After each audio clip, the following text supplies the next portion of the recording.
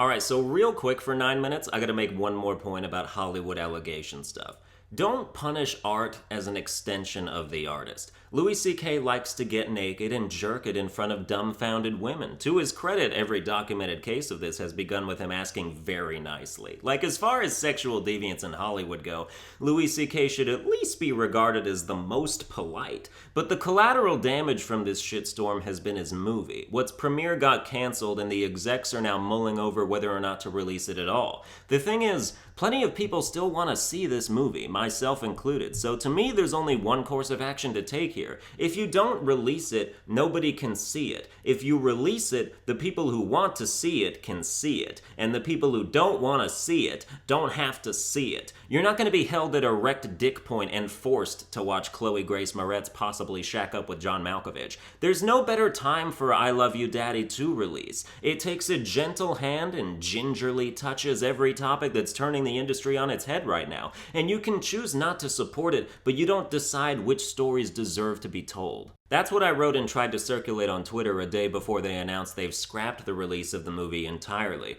What a waste for everyone involved. Like, yeah, Louis C.K. is the director, editor, and star, but there's a ton of other people that put in long hours to get that shit made, whose time and effort just got splash damaged by this imprecise drone strike of a stupid fucking decision. You can cut off the head of the snake, but you don't need to invalidate the snake's career and indirectly punish anyone who is even mildly associated with the snake on his current project. You leave your biases at the door with your shoes when you step inside the realm of art. Art transcends this. Stop throwing rocks at a higher plane. I've seen this attitude circulating on Twitter of how we should stop lamenting the loss of Louis C.K.'s current and future stuff and start thinking about the stuff we'll never get to see from the victims who were discouraged out of the industry by these events. And I've thought about that, and the best I can give you is some mild consideration, because frankly the two aren't comparable. When you weigh movies and stand-up specials from the biggest comic alive today against what could have been from women who decided to quit, if you think they're even close to equal, you're being real generous about how you view their potential. And maybe they would have been the greatest female comics of all time, but if that greatness was truly inside them and they had ideas and jokes that were going to turn the industry on its ass, I don't think they'd have let something like this make them give up on comedy. It's easy to say, the industry is against me, I'm out. It's hard to stick it out and pursue your passion regardless of opposition, achieve success, and consider it payback against those who tried to hold you down.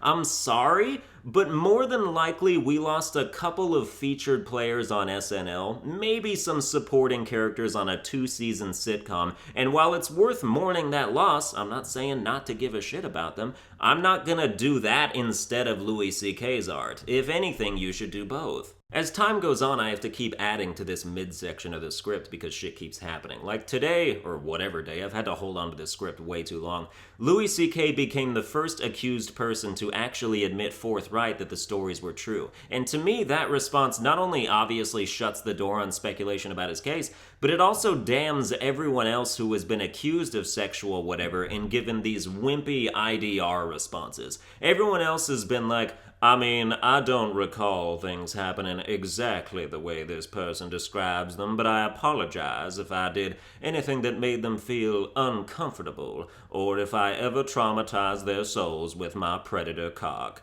That's weak as hell, and as good as an admission of guilt in my mind. If you want to convince me that sexual assault allegations about you are false, you need to address them with the conviction of someone who has been falsely accused of sexual assault. An innocent man wouldn't just brush that shit off like, oh, the stories people tell. He'd be vehemently denying that and getting mad about it. The only people who go, whatever, in the face of serious charges are psychos who, even if they're innocent of that thing, are definitely still guilty of some other thing. This episode's paragraphs were pretty much all written on different days and not in order at all, so if you've been enjoying the smooth-ass transitions, let's sit back and enjoy some more.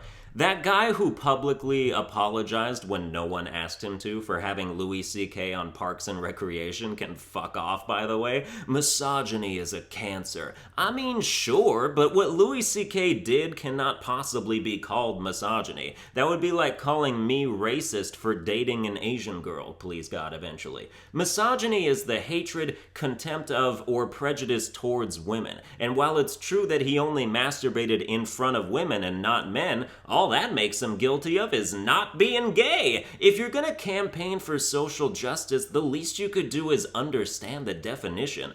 I don't like talking about so-called SJWs or even using the acronym because I feel like it lumps me in with a really overly incensed portion of the internet. Like, you can be annoyed, but some of you don't need to be that mad. I mean, it affects me because it affects comedy and how people receive it, and I do that. But you just work at a place where black jokes aren't part of your job description, probably.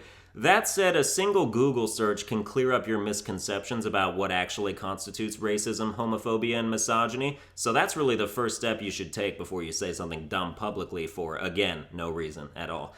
Who's going to boycott Parks and Rec for having Louis C.K. on? Like, really? Like, actually? Like, who the fuck is gonna do that? We've previously established that boycotting is the equivalent of writing an angry letter and mailing it to a black hole. They haven't been effective in half a century, so who's still afraid of that? It's hard to go from this to talking about something else. The entire entertainment industry is erupting, and some of your favorite stars are about to become ash. People you don't even know about yet, people you can't even imagine would be involved. They'll be cast out. Their once esteemed work will be stupidly stripped from networks and digital stores and metaphorically spat on by ingrates who don't understand the inherent spotlessness of art. I used to love this show, but now I think it sucks.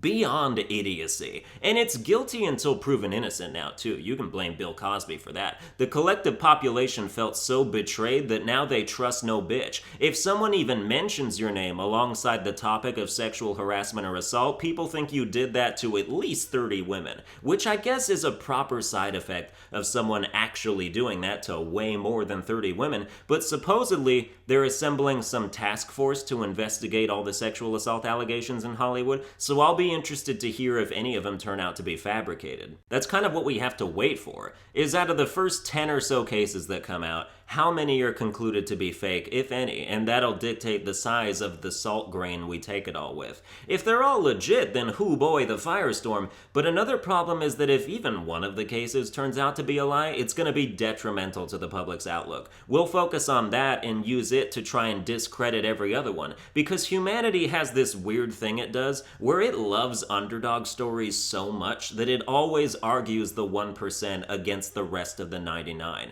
People fight to keep their original perspectives on issues. If you can only destroy 99% of somebody's argument, you might as well have done nothing, because they'll hang on to the sliver they have left until they regrow it into a full-fledged opinion again like a gecko's fucking tail. It's like a fungus. You have to get it all. So we'll play the waiting game and see what happens. I wouldn't have thought I'd have this much to say about these topics. That's the thing, is we don't know how we feel about a thing until it comes up. Most of my opinions I've ever had have been developed halfway through typing a stream of consciousness. I'll be writing and then I'm just like, oh, I guess that's how I feel about this.